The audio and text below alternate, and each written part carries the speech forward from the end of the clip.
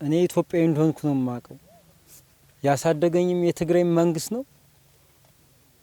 የትግራይ ሰራዊቶች ናቸው ያሳደጉኝ። ውትድርና ቤት እዚህ ደረጃ ያበቁኝም እነሱ ነበሩ። ነፍሱን ይማረውና ጠቅላይ ሚኒስተር ከሞተ በኋላ አብይ ሲተካ ቤተ መንግስት ነው የገባ ነው። ከዛን ጀምሮ እስረኛ 2 አመት የታሰርኩት እዛ ማለት ነው። እናም እዛ በወረዳችን ግዴታ ትገባላችሁ እንደተባለና እንደገባን ነው የማውቀው። እዚህ መጥቼም በነበርክበት ቦታ ትገባለህ የተባል መጥቼ 25ኛ ነው ያስገቡኝ። ምድብተኛም ሞርተርን ያስገቡኝ። ስለ ሞርተር ምንነትም አላቅም፣ ስለምንም አላቅም። ቅንቡላ ብቻ የሚያሸክሙን ማለት ነው። እና ስንመጣም ራሱ ግራ ነው የሚገባኝ። እኔ አንድ ቀን እርወን እንኳን የትግራይ ህዝብ እንኳን እንደዚህ ቀን ይሄን ያህል ቀን እየተጓዝን ያለን ስንላቸው አልቅሰው እንጀራ ሰጥተው ወሰርተው ወጥ ከሌለ ደግሞ ጨው አርክፍክፈው ነው የሚሰጡን። እኔ ከዚህ በላይ ፍቅር እናቴ እንኳን እናት አባት ባይኖረኝም አያቴን አሳደገች። እንደዚህ አይነት ነገር እያለ እዚህ ውስጥ እንዴት እንደገባሁም አላቅም። መንግስትም እንደሸወደኝም አውቃለሁ እኔ። ምክንያቱም መጀመሪያም ራሴን አላሚያን አውቃለሁ። እዛ በፊት እንደታሰርኩና እንደወጣው መሰረው የነበረ ታቶ ነበር መሰረው ስራ መደቤ ማለት ነው። ቁጭ ብዬ መበለው አላገኝም። እዛ ሞተር አለችኝ በበሷ የተንቀሳቀስኩ ሰራለሁ።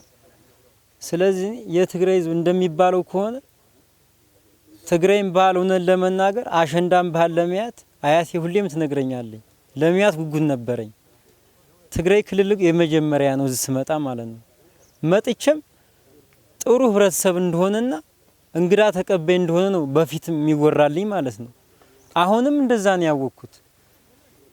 እኔስ ብቻስ መናገርም አልችልም። ማንኛውም እዚህ ጋር ጾማችሁን አድራችሁ ለሀገራችሁ ብላችሁ ነው እየተዋጋችሁ ያላችሁት። ማንኛውም ሰው አገሩ ሲወረር ዝም አይልም። እኔም ይሄን የማረገው ነገር ነው። ምክንያቱም በህገ መንግስቱ ባለበት ሁኔታ በትክክለኛና መፍትሄ ትግራይ ክልል ብቻ ስለተወረረ መዋጋት ግዴታ ይላችኋል። ማንኛውም ሰው የሚያደርገው ነው። ምክንያቱም የሚደፈሩ ልጆች እኮ አሉ። ኤርትራዎች ይደፍራሉ። ከኛ ወታደር ልክስክስ የሚደፍርም ይኖራል። ብዙ ነገሮች አሉ።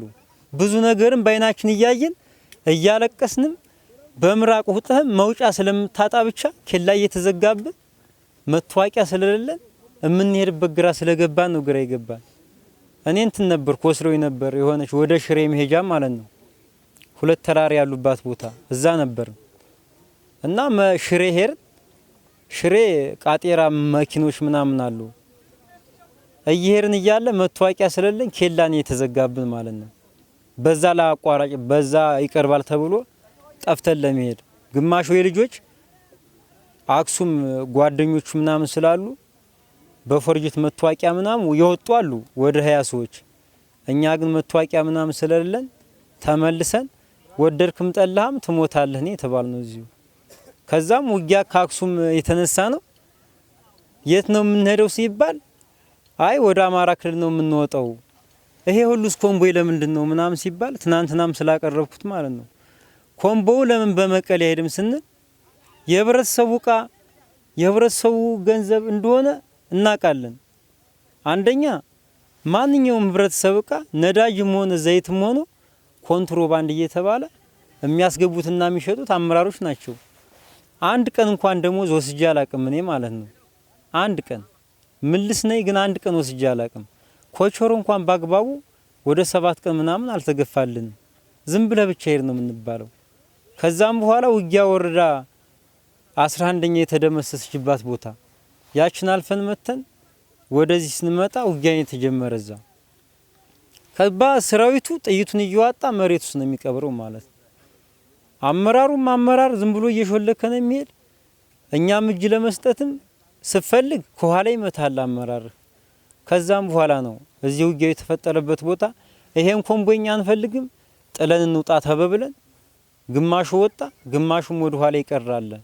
ከዛ ትናንትና ነው እንዳጋጣሚ እዚህ ተኩስ ሲጀመር የአማራ ክልል ሰቆጣ በዝ ስለሚያስገባ ስለተባለ አመልጠን መጣን። ከዛ ሲተኩሱብን ይው በሰዓቱ እንደሚገሉን እየሮጥክ ስለሆነ ግዴታ ልትዋጋ ስለሚመስለው ይተኩስብሃል።